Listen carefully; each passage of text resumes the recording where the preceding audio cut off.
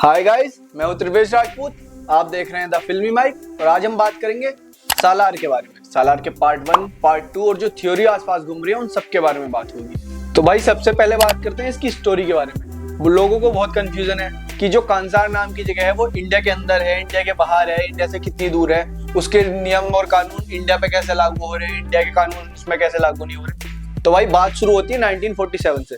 मतलब बात तो 1100 से शुरू हो जाती है। एक 3 ट्राइब्स आती हैं और वो अपना जो भी लूट का माल था कांसार में ले जाके इकट्ठा करने लगती हैं। वो वहां पे रहते हैं, सारा सामान धीरे धीरे इकट्ठा करते हैं और वो धीरे धीरे बहुत ज्यादा ताकतवर हो जाते हैं। तो भाई वो अपनी आर्मी रखने लगते हैं, सब कुछ सही चलता है। कुछ टाइम बाद जब अंग्रेज इंडिया में आते हैं तो वो उन्हें इन्वेड करने की कोशिश करते हैं, पर किसी वजह से वो उन्हें इन्वेड नहीं कर पा सकते क्योंकि उनकी जो जगह है उन्हें तुम उनके घर में नहीं आ सकते हो। भाई कोई बात नहीं, आगे बढ़ते हैं। 1947 में जैसे ही देश आजाद होता है तो ये जो पहली बात तो ये जगह जो है ये लगभग कहीं कच्छ के आसपास, कच्छ की खाड़ी के आसपास वहां पे टेक प्लेस करती है, जो कि इंडिया और पाकिस्तान से थोड़ा नीचे है क्योंकि इन्होंने बताया भी है कि ये जगह पहाड़ों और समुद्र के बीच में बसी हुई है। जब आगे बढ़ते हैं तो जब 1947 में सरदार वल्लभ भाई पटेल सारी रियासतों को भारत में मिलाने वाले थे तो जो पृथ्वीराज सुकुमारन है उन्होंने उनके दादा का रोल प्ले करा है। वो आते हैं और कांसार का नाम भारत के नक्शे से मिटा देते हैं और बता के जाते हैं कि भारत का कोई भी कानून कांसार में लागू नहीं होगा, लेकिन कांसार के सारे कानून भारत में लागू होंगे। इसीलिए तुमने देखा होगा जहां जहां सील की बात आती है फिर वो कोई भी बड़े से बड़ा ऑफिसर हो सील के आगे झुक जाता है। दूसरी बात, भारत में जितने भी काले धंधे हैं, काला काम होता है, चोरी डकैती कुछ भी हो, उसका एक हिस्सा कांसार जरूर जाता है, वरना वो आ जाएंगे। तुम्हें पता ही है उनका कितना खौफ है। तो ये भारत से बाहर टेक प्लेस करती है, लेकिन उसके नियम कानून सारे लागू होते हैं इंडिया पे। फिर आगे बढ़ते हैं कि जो 101 हिस्सों में बटा हुआ है वो क्या सीन है। वो सीन ये है कि 3 ट्राइब्स मिलके राज करती हैं भाई कांसार पे। तो ये आपस में इस पूरे राज्य को 101 हिस्सों में बांट लेते हैं, जैसे जमींदार टाइप तुम समझ लो। हर 101 हिस्से का जो जमींदार है उसके पास एक छोटा कड़ा होगा जिसे कापर कहते हैं। तो ये छोटा कड़ा होता था जिसकी वैल्यू होती थी 1 वोट की। फिर उससे ऊपर 8 मंत्री होते थे जिनके पास कड़े होते थे थोड़े मोटे वाले, जो तुमने पृथ्वीराज सुकुमारन का जो छोटा वाला कैरेक्टर है जो शुरू में ही दे देता है, वो 8 होते थे। और सबसे ऊपर होता था इनका कर्ता, जिसके पास एक इतना बड़ा कड़ा होता था जिसके होते थे 15 वोटों की कीमत। तो समझ गए, जो कर्ता है उसकी 15 वोटों की कीमत है, जो मंत्री है उसके 8 वोटों की कीमत है, और जो नीचे वाले हैं जो तुम जमींदार कह सकते हो उनके एक कड़े की 1 वोट की कीमत है। अब सारे मिलकर डिसाइड करते हैं कि पृथ्वीराज सुकुमारन जो दादा बने हुए थे उनका बेटा राजा बनेगा। वो राजा बन जाते हैं। अब ये सारे मिलकर डिसाइड करते हैं कि अगला राजा जो होगा वो दूसरी ट्राइब से आएगा।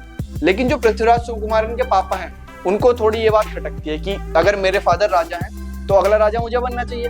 तो वो क्या करवाते हैं, रातों रात दूसरी पूरी ट्राइब को खत्म करवा देते हैं। और जहां पे तुमने देखा होगा कि वो अपने बच्चों को एक गटर में छिपा देते हैं और उन्हीं में से एक प्रभास है। अब तुम कहोगे अगर उन्होंने पूरी ट्राइब खत्म करवा दी तो प्रभास कैसे बचा। तो तुमने शुरू में एक सीन देखा होगा जब उसके घर पे भी प्रभास के घर वालों को भी मारने गए थे, लेकिन पृथ्वीराज सुकुमारन अपना बड़ा वाला कड़ा 3 वोट वाला उसे देख के प्रभास और उसकी मम्मी को वहां से भगा देता है। इस वजह से वो और उसकी मम्मी बच गए, बाकी सारे वो लगभग मरी गए थे। और जो बच्चे बचे हुए हैं वो नाम बदल के, किसी और पहचान बदल के वहीं पे रहे। तो इस तरह ये अभी तक की राजनीति थी। अब अगली राजनीति ये है कि पृथ्वीराज सुकुमारन को उसके फादर चाहते हैं कि ये मंत्री बन जाए, लेकिन जिसकी गद्दी जा रही है भाई उसे तो बुरा लगेगा, ऑब्वियस सी बात है। तो वो चाहता है कि जब तक उसके फादर वापस आए तब तक वो पृथ्वीराज सुकुमारन को निपटा दे। तो इसलिए पृथ्वीराज सुकुमारन ने अपने दोस्त को बुलाया है, प्रभास को। तो भाई सबसे पहले तो डिस्क्लेमर, अगर तुमने सालार नहीं देखी तो ये वीडियो अभी छोड़ के चले जाओ।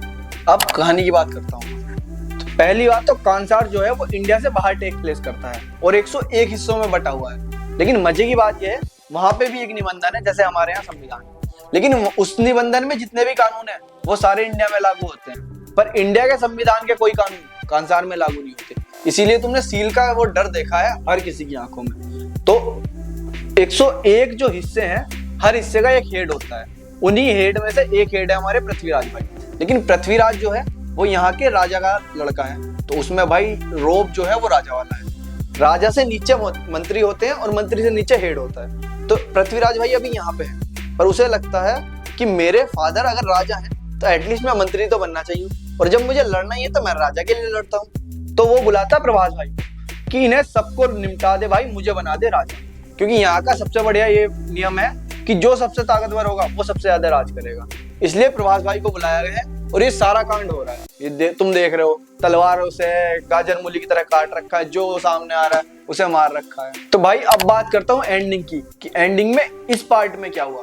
तो इस पार्ट में हमने देखा कि पृथ्वीराज और प्रभास के जो अपने कैरेक्टर हैं दोनों बाहर आ गए हैं जेल से, और जो सामने आ रहा है सबको मार काट कर रखी है इन्होंने। और सबसे एंड वाला सीन जब तुम देखते हो कि प्रभास अपना बनियान फाड़ देता है और वो एक रिचुअल परफॉर्म करता है जो कि एक दूसरी ट्राइब करती थी, जिसे पृथ्वीराज के फादर ने जड़ से खत्म करवा दिया था। और तभी हमें पता चलता है कि उस ट्राइब के कुछ बच्चे गटर में घुस गए थे और वो बच गए थे। इसीलिए पृथ्वीराज का जो जीजा है वो भी उसी ट्राइब से बिलोंग करता है। और मजे की बात, जो पृथ्वीराज के फादर की जगह राजा बनने वाले थे उनका बच्चा है प्रभास। तो आई बात समझ में कि एक तरफ से प्रभास भी राजा बनने के लिए ही पैदा हुआ था और दूसरा पृथ्वीराज भी राजा बनने के लिए पैदा हुआ है। लेकिन हमने देखा कि अभी कांसार पे राज कर रहा है पृथ्वीराज।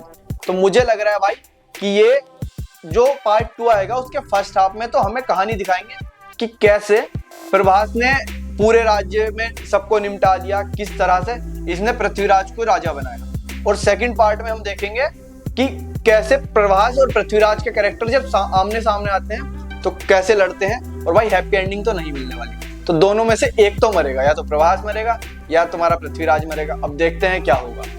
तो भाई अगर बात करोगे कि ये पिक्चर कहाँ से इंस्पायर लगती है मुझे, तो भाई मुझे लगता है बाहुबली और केजीएफ दोनों का परफेक्ट मिक्सचर इन्होंने बनाया है। क्योंकि जो इसकी कलर ग्रेडिंग है, जो इसका स्टोरी बताने का तरीका है, जिस तरह से सीन को बिल्डअप करते हैं, वो तो भाई केजीएफ से इंस्पायर है। और जो तुम अगर स्टोरी पे ध्यान दोगे ना, बिल्कुल बाहुबली पार्ट 1 की तरह तुम्हारे सामने रखी गई है। कि जैसे ही बाहुबली एंड होती है तो वो बताते हैं कि ये तो राजकुमार था। सेम इसमें जैसे ही एंड होती है ये बताते हैं कि बाहुबली जो अपना प्रभास है ये तो राजकुमार था। शुरू में स्टोरी चल रही है कि प्रभास अपने घर रहता है। सेम बाहुबली में तुमने स्टोरी देखी है कि शुरू में स्टोरी चलती है वो गांव में कैसे रहता था, यहाँ पे चल रही है कि ये मैकेनिक कैसे बना हुआ है। फिर सेकेंड हाफ में हमने उसके देखा कि बाहुबली कौन था, वहां पे क्या क्या लड़ाई है। सेम इसमें हमने देखा कि प्रभास वहां कैसे गया, कैसे कैसे लड़ाई है। ठीक है। और एक बहुत बढ़िया बात लगी मुझे कि वैसे ही मुझे लग रहा है भाई कि जैसे ही तुम पार्ट 2 शुरू होगा तो पार्ट 2 में हम देखेंगे जो अभी की स्टोरी चल रही है, मतलब 2007 वाली जो हमने पहले देखी है। और जब 2017 वाली स्टोरी शुरू होगी, क्योंकि इसने जो सील रोक ली है और सील बनाई भी भाई नहीं है, क्योंकि पूरी पिक्चर में भाई मुझे लगता रहा कि एक हाथ पे स्लीप क्यों पहनता है बंदा। फिर जब इन्होंने एक्सप्लेन करा कि वो जो सील है वो प्रभास ने बनाई है और वो उसके हाथ पे बनी हुई है, तो वो नहीं चाहता कि भाई किसी को भी उसके बारे में पता चले, इसलिए वो उसको स्लीप को पहन के घूमता है।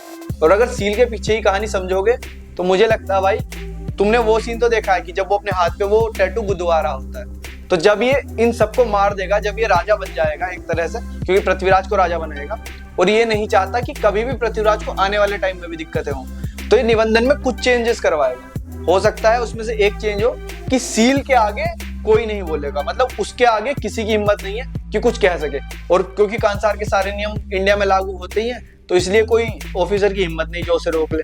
लेकिन भाई सील को रोक दिया है प्रभास ने खुद, और जिसने बनाई है अगर वो खुद रोक दे, जो बना सकता है वो गिरा भी सकता है। समझे ना भाई, जब दोनों आपस में लड़ेंगे आमने सामने एक दूसरे को मारने के लिए, भाई कुछ तो मजा आएगा।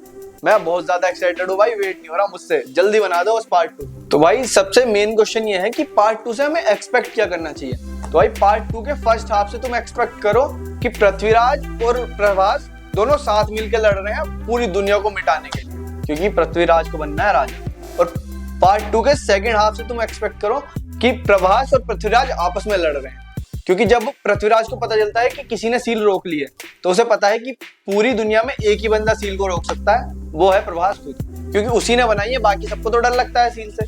और जब वो कहता भी है कि अगर उसने सील रोकी है तो उसे मरना पड़ेगा, क्योंकि उसी ने नियम बनाया।